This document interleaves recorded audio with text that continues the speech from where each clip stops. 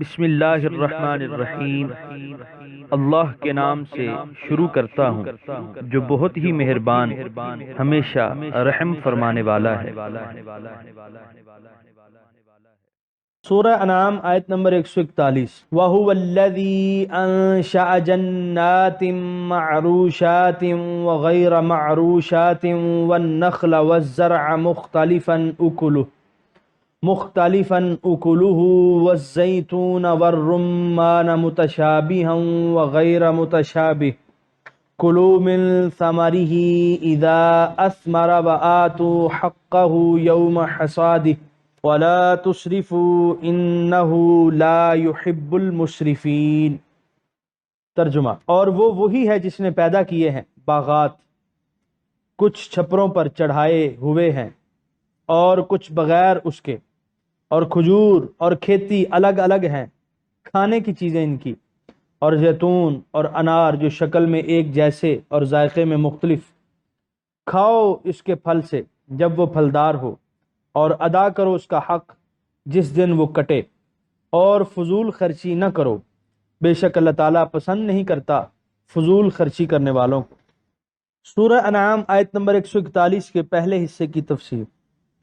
اللہ تعالیٰ کی حکمت بالغہ اور قدرت کاملہ کا اندازہ لگانا چاہو تو عالم نباتات میں ہی غور کرو۔ یہ مختلف قسم کے لذیذ پھل، یہ اونچے اونچے کھجور کے درخت، یہ لہلہاتے ہوئے کھیت جن کی اقسام کا شمار نہیں ہو سکتا، جو کہیں رنگ اور شکل میں ایک دوسرے سے ملتے جلتے ہیں تو بو اور ذائقے میں الگ الگ ہیں۔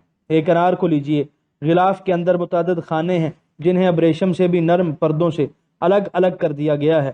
ہر خانے میں عقیق سے بھی زیادہ چمکدار دانے بڑی احتیاط سے لپیٹ کر رکھ دیے گئے ہیں۔ ہر دانہ اپنے رنگ ذائقے میں ایک مکمل وحدت ہے۔ یہ سب کچھ غیر مبہم انداز میں بیان کر رہا ہے کہ ان کو رنگ و بو اور ذائقہ و لذت عطا فرمانے والا بہت بڑا حکیم اور قادر مطلق ہے۔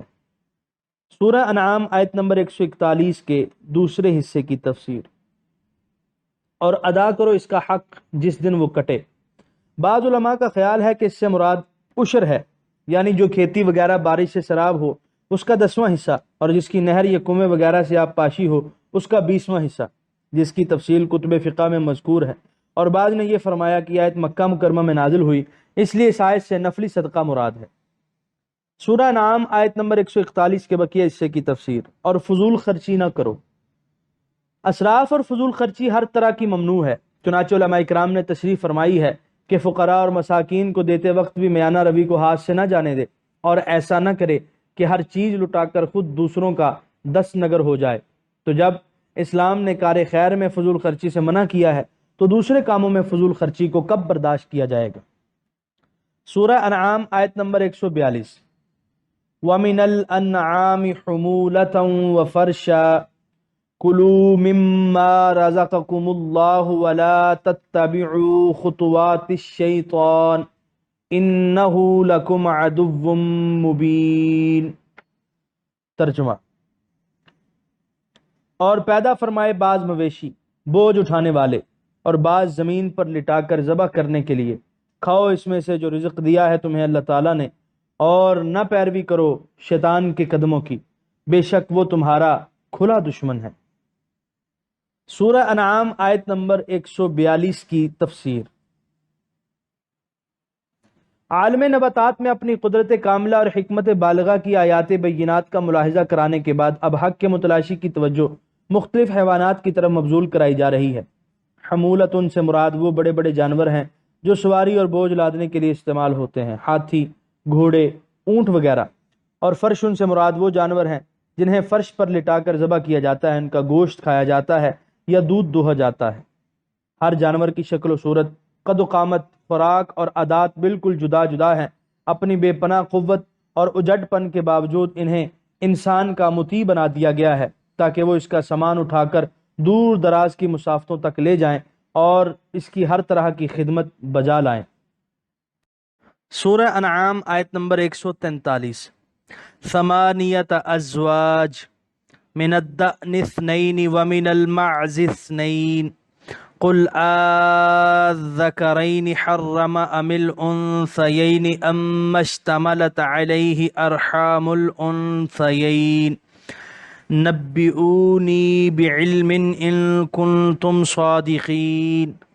ترجمہ: پیدا فرمائے 8 جوڑے بھیڑ سے، 2 نر و مادہ، اور بکری سے 2 نر و مادہ۔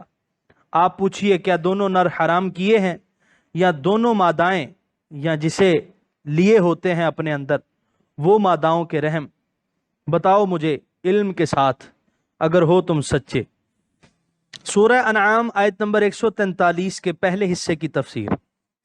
یہ فعل مضمر انشاء کا مفعول ہے اور اخفش کے نزدیک یہ حمولہ کا بدل ہے اور اس لیے منصوب ہے، اور بعض نے کلو فعل مضمر کا اسے مفعول بنایا ہے۔ دانن بھیڑ کو کہتے ہیں جس پر اون ہوتی ہے، یہ جمع ہے اور اس کا واحد دائن ہے اور مؤنث دائنتن ہے، اور بعض کے نزدیک الدائن ایسی جمع ہے جس کا کوئی واحد نہیں۔ اور معزن بکری، وہی ذوات الاشعار من الغنم، یہ جمع ہے اور اس کا واحد ماعزن ہے اور اس کا مؤنث ماعزتن ہے۔ سورہ انعام آیت نمبر 143 کے دوسرے حصے کی تفسیر۔ آپ پوچھئے کیا دونوں نر حرام کیے ہیں؟ جانوروں کی حلت و حرمت کے متعلق کفار عرب میں جو جاہلانہ طریقہ رائج تھا اس کا بطلان کیا جا رہا ہے، اور ان سے دریافت کیا جا رہا ہے کہ جن جانوروں کو تم نے حرام سمجھ رکھا ہے ان میں حرمت آئی کہاں سے؟ کیا اس لیے انہیں حرام سمجھتے ہو کہ وہ نر ہیں، یا اس لیے کہ وہ مادہ ہیں؟ اگر یہ وجہ ہے تو پھر تمام نر یا تمام مادائیں حرام ہونی چاہیے۔ بعض نروں کو حلال اور بعض کو حرام، بعض ماداؤں کو حلال اور بعض کو حرام قرار دینا کہاں کی عقل مندی ہے؟ یا ان کی حرمت کی وجہ یہ ہے کہ وہ ماؤں کے شکموں میں ہیں؟ اگر ایسا ہے تو پھر نر اور مادہ کی تخصیص بھی بیکار ہوئی، پھر تو ہر جانور حرام ہونا چاہیے، خواہ نر ہو یا مادہ، کیونکہ ان میں سے ہر ایک شکم مادر میں رہا ہے۔ اور اگر ان کو حرام کرنے کی کوئی دلیل تمہارے پاس نہیں تو پھر یہ کتنا ظلم ہے کہ جن جانوروں کو اللہ تعالیٰ نے حلال بنایا ہے تم بغیر کسی دلیل کے ان کو حرام بناتے ہو۔ سورہ انعام آیت نمبر 144۔ وَمِنَ الْإِبِلِ اثْنَيْنِ وَمِنَ الْبَقَرِ اثْنَيْنِ قُلْ آذَّكَرَيْنِ حَرَّمَ أَمِ الْأُنثَيَيْنِ أَمَّا اشْتَمَلَتْ عَلَيْهِ أَرْحَامُ الْأُنثَيَيْنِ أَمْ كُنْتُمْ شُهَدَاءَ إِذْ وَصَّاكُمُ اللَّهُ بِهَذَا أَفَمَنْ أَظْلَمُ مِمَّنِ افْتَرَى عَلَى اللَّهِ كَذِبًا لِيُضِلَّ النَّاسَ بِغَيْرِ عِلْمٍ إِنَّ اللَّهَ لَا يَهْدِي الْقَوْمَ الظَّالِمِينَ۔ ترجمہ: اور اونٹ سے 2 نر و مادہ اور گائے سے 2 نر و مادہ۔ آپ پوچھئے کیا دونوں نر حرام کیے ہیں یا دونوں مادہ، یا جسے لیے ہوئے ہیں اپنے اندر 2 ماداؤں کے رحم؟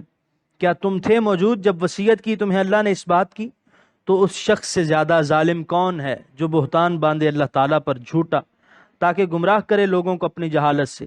بے شک اللہ تعالیٰ ہدایت نہیں دیتا اس قوم کو جو ظالم ہے۔ یہاں پر 8ویں پارے کا 4تھا رکوع مکمل ہوا۔